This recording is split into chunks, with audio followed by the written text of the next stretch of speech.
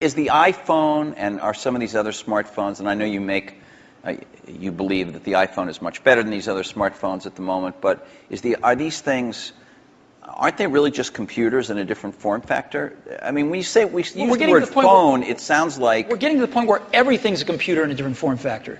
So what? Right? So what if it's built with a computer inside it?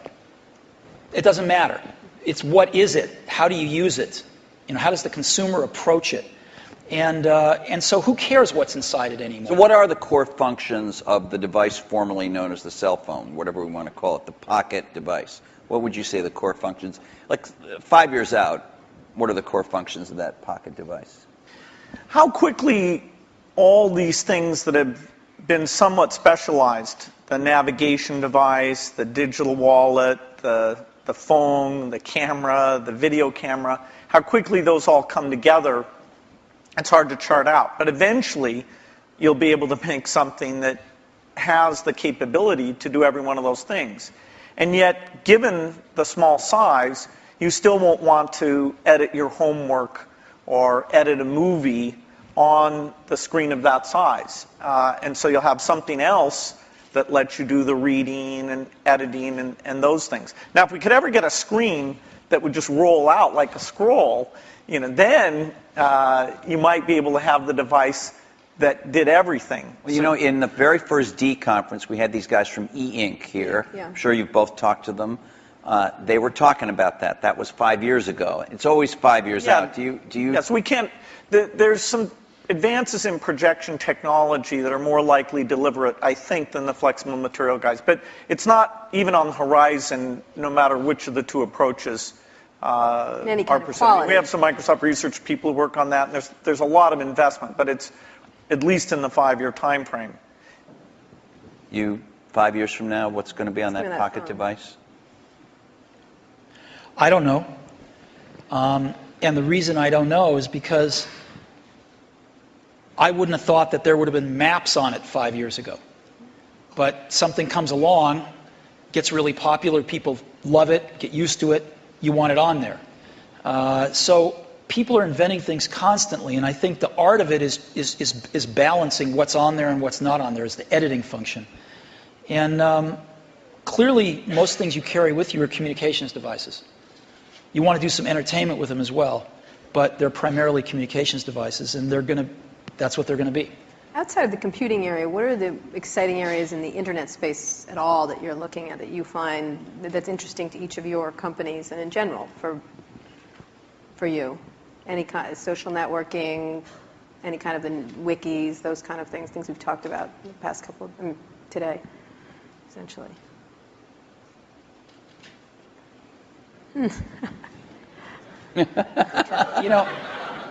We're working on some things that I can't talk about. Again, yeah. But there used to be beautiful. There used to be a saying, isn't it, at Apple? It's going to blow us away, though. Blow us away. Wow, it's great. There used to be a saying at Apple, isn't it funny, a ship that leaks from the top? So, that's kind of like a sweater without sleeves as a vest. I don't get that.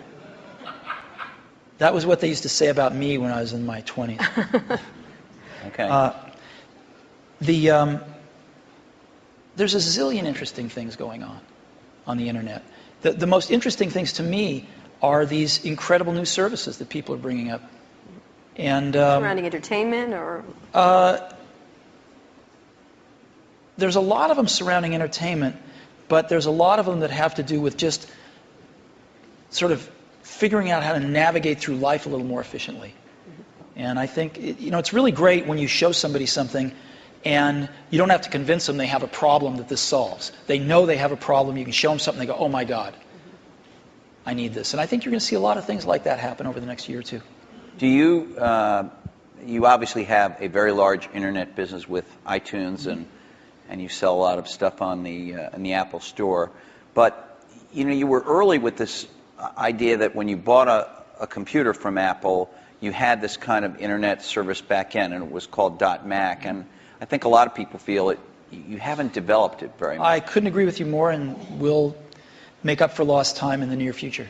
And in your case, you obviously have huge things like like Hotmail, for instance, which is, I guess, and Windows Messenger, which are both widely used, and I don't even know how many users. A gazillion. Huge numbers. But on the other hand, you haven't, as Steve Ballmer was talking about today, you have other people have much stronger positions in things like search and other parts of the internet. So, are you guys, because you are the personal computer companies that are best associated with that, not as nimble as some of these competitors at this point? Do you worry about not being as nimble, both of you? I mean, obviously Microsoft's a much bigger company, but you're a big company. Steve, Apple is. Do you worry about not being as nimble as somebody sitting out there with, the kind of 10 employees that you guys had in 1977? Well, there's always going to be great new things that come out of other companies, and you want to be in a position to benefit from those, to have those inventions drive demand for Windows and personal computers, and then some of those upstream things you want to participate in. I hope Steve mentioned we are going to participate in search, hopefully to a higher degree in the future. He did mention that, yeah. Than at present, so we'll see what we can do there. A lot of the applications are more specialized, so they're not areas we'll go into. Take what can happen with education now, that video is mainstream, and all these tools that let you do rich interactions are very mainstream. I'm very excited about that. The idea of empowerment goes back to the very beginning of our industry, and some of those dreams that this would be used by students, or that teachers could get better and learn from each other in these new ways. We're just at the threshold where some of those things can happen. And yes, our companies can contribute to that, but as a whole, it's the ecosystem jumping on and building on each other where you can finally say, finally technology did something for education.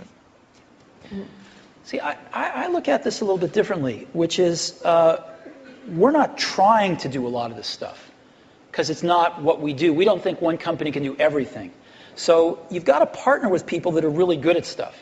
Like, we're not, maybe Microsoft is great at search. We're not trying to be great at search. So we partner with people that are great at search.